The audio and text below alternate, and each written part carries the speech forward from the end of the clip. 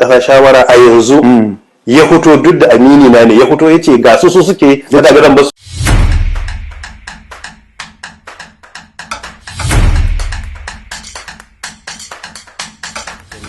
To akwai maganganu uku. Magana na farko sai ka tambaye ni me yasa na yi wannan maganar.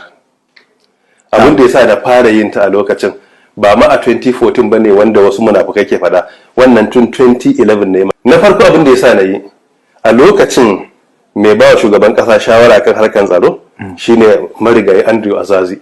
Shi ya fito ya kira jam'iyyar su yace da hannunsu a kashe-kashen da ake yi.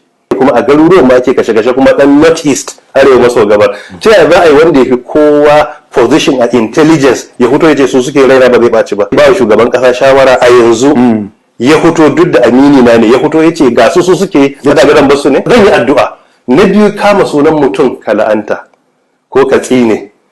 Ai na faɗa ko a cikin tafsirai cewa in fushi ya kama masu da'awa suna yi, amma ba shine ka'ida ba. Ba a so ka tada jama'a ka la'ance su. Amma dai abin da nake da yakini shine ko a yau wanda yake wannan position ya fito ya ce jam'iyyar ita take yi, to ai babu gogondo kuma zan ba ta amsa ita ba, kuma zan mata wa'azi, kuma zan kausasa magana, amma ba zan fita a cikin iyakar dokar ƙasa da kuma tsari na addini ba, ban fita wannan.